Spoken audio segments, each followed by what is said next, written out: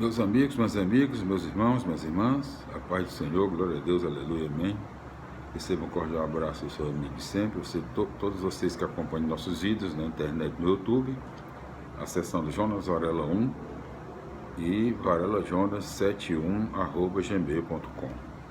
Hoje nós continuaremos a leitura da Bíblia Sagrada, das Sagradas Escrituras, da Palavra do Senhor nosso Deus Fiel, nosso Pai amantíssimo, eterno, todo-poderoso, infinito, único. No Antigo Testamento, no segundo livro dos Macabeus, continuaremos a leitura hoje. A fé leva ao heroísmo, é o 21º livro do Antigo Testamento e está incluído entre os outros livros históricos. Então, hoje continuaremos a leitura do segundo livro dos Macabeus, na sua quinta parte. Iniciar a leitura da quinta parte do segundo livro dos Macabeus, Vitória sobre o Opressor, capítulo 8, em todos os seus 36 versículos. Vamos para a leitura de hoje. Primeiro tópico: organizando a luta. Nesse meio tempo, Judas, chamado Macabeu, com seus companheiros, se infiltravam nas aldeias, convocando os compatriotas e recrutando os que continuavam fiéis ao judaísmo. Reuniram cerca de 6.000 pessoas, suplicaram ao Senhor que olhasse para o povo, pisoteado por todos, e tivesse compaixão do templo profanado por ímpios, que tivesse misericórdia da cidade de Jerusalém, já destruída e em vias de ser nivelada ao solo, que escutasse o clamor do sangue que subia até ele, que se lembrasse do criminoso massacre de crianças inocentes e das blasfêmias contra o seu nome e pusesse em ação a sua vingança. Quando conseguiu organizar o pessoal, Macabeu tornou-se invencível para os pagãos. Dessa forma, a ira do Senhor transformou-se em misericórdia. Judas chegava de surpresa e incendiava cidades e povoados, tomava os pontos estratégicos e afugentava muitos inimigos. Para esses ataques, escolhia de preferência a noite como sua aliada, e a fama de sua valentia se espalhava por toda a parte. Segundo tópico: Deus se alia à luta do povo. Quando viu que Judas ia pouco a pouco chegando ao sucesso e subindo firmemente de vitória em vitória, Filipe escreveu a Ptolomeu, comandante da Celecíria e da Fenícia, pedindo que fosse socorrer os interesses do rei. Ele imediatamente escolheu Nicanor, filho de Patroclo, um dos principais amigos do rei, e colocou sob o comando dele mais de 20.000 homens pagãos de todas as nações, com ordem de liquidar com a raça dos judeus. Junto com ele, mandou o comandante Górgias, homem experiente em questões de guerra. Nicanor planejou vender escravos judeus para levantar a quantia de 70 toneladas de prata para o tributo que o rei devia aos romanos. Por isso, antes de mais nada, mandou alguém às cidades do litoral oferecer escravos judeus, propondo o preço de 90 escravos por 35 quilos de prata.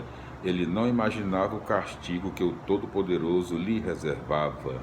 A notícia da vinda de Nicanor chegou até Judas, que preveniu os companheiros sobre a aproximação do inimigo.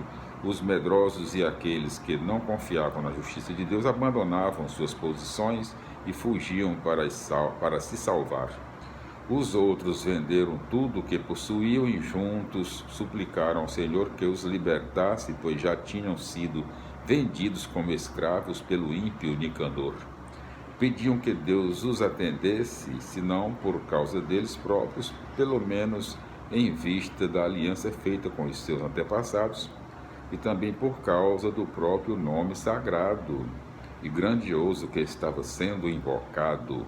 O Macabeu reuniu os seus companheiros em número de 6.000, procurou animá-los, dizendo para não se apavorarem, nem se sentirem inferiorizados pela grande quantidade de pagãos que vinham fazer guerra injusta contra eles, mas que lutassem com bravura que tivessem diante dos olhos o desrespeito criminoso com que os inimigos trataram o nosso lugar santo, a vergonha da cidade humilhada e também a abolição das tradições dos nossos antepassados. Judas falou: os inimigos confiam nas armas e nos seus atos de bravura. Nós, porém, confiamos no Deus Todo-Poderoso. Ele, com um simples gesto, é capaz de derrubar nossos inimigos e até o mundo inteiro. Lembrou-lhes também o socorro que tinha vindo de Deus para os antepassados, como no caso de Senaqueribe, quando morreram 185 mil. Lembrou-lhes também a batalha contra os Gálatas na Babilônia, quando todos os que estavam em combate eram 8 mil, além de 4 mil macedônios. Como os macedônios estivessem em dificuldade, os 8 mil mataram 120 mil com a ajuda que lhes veio do céu e ainda recolheram muitos despojos.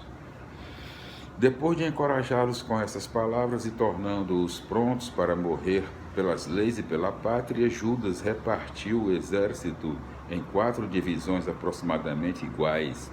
Como comandantes de cada uma das divisões, nomeou seus irmãos Simão, José e Jonatas, ficando cada um com cerca de 1.500 homens, e também Eleazar.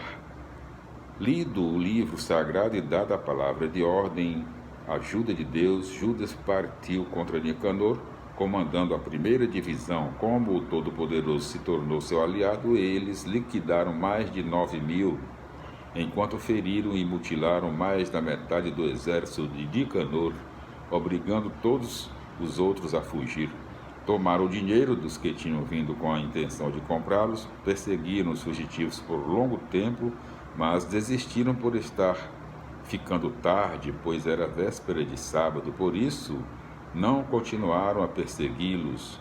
Após terem tomado as armas deles e despojado os cadáveres dos inimigos, celebraram o sábado de maneira extraordinária, louvando e agradecendo ao Senhor, que nesse dia os libertou, marcando assim o início da sua misericórdia para com eles. Passado o sábado, repartiram os despojos dos inimigos entre os mutilados, viúvas e órfãos. Repartiram entre si e seus filhos tudo o que sobrou. Depois disso, fizeram uma súplica coletiva pedindo ao Senhor misericordioso que se reconciliasse totalmente com seus servos.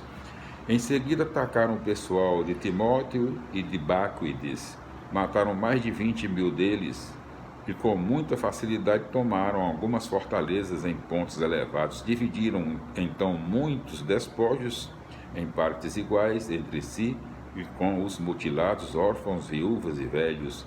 Recolheram cuidadosamente as armas dos inimigos, colocaram todas em lugares convenientes e levaram para Jerusalém o resto dos despojos que tinham recolhido. Conseguiram matar o comandante da guarda pessoal de Timóteo, homem sanguinário que tinha feito os judeus sofrerem muito.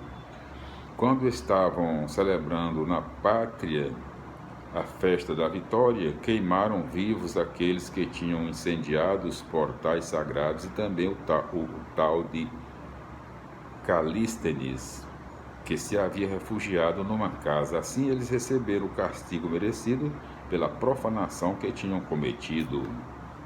O bandido Nicanor, que tinha trazido 1000 negociantes para a venda de judeus, foi humilhado com a ajuda do Senhor por aqueles mesmos que ele considerava os últimos. Teve que abandonar suas roupas suntuosas e fugiu pelo campo como escravo, chegando a Antioquia sem nada, em situação mais feliz que o seu exército derrotado. Assim, aquele que se havia responsabilizado em saldar o tributo devido aos romanos mediante a venda de prisioneiros de Jerusalém, passou a proclamar que os judeus têm um defensor e que, por essa razão, são invulneráveis, porque seguem as leis determinadas por ele. A opressão é sinal da ira de Deus contra seu povo. A resistência contra o opressor transforma a ira em misericórdia. A resistência, porém, não pode ser apenas passiva, é preciso lutar. Para isso é necessária uma liderança que organize o povo e o ensine a enfrentar o opressor. A luta se alimenta de um ideal continuamente rememorado na oração e de discernimento para criar estratégias e táticas que realmente atinjam o objetivo. Dessa forma, o povo que luta se torna realmente invencível. O autor salienta o caráter religioso da resistência judaica, exortação, súplica, celebração do sábado, para mostrar que se trata de guerra santa. O adversário que já tinha vencido o êxito da guerra, já tinha vendido, o adversário que já tinha vendido o êxito da guerra, venda de prisioneiros, é obrigado a reconhecer que o povo é invencível quando Deus combate como seu aliado. Dessa forma, o nome do verdadeiro Deus, aliado da justiça, torna-se reconhecido no mundo inteiro. Aspecto importante na vitória do povo é que os bens conquistados são repartidos com quem mais necessita, mutilados, órfãos, viúvas e velhos. Aqui nós concluímos no nosso vídeo de hoje, meus irmãos e minhas irmãs, a leitura do capítulo 8 do segundo livro dos Macabeus. Voltaremos no nosso próximo vídeo com a continuação da leitura do segundo livro dos Macabeus, no seu capítulo 9. A paz do Senhor, glória a Deus, aleluia, amém, felicidades e até lá.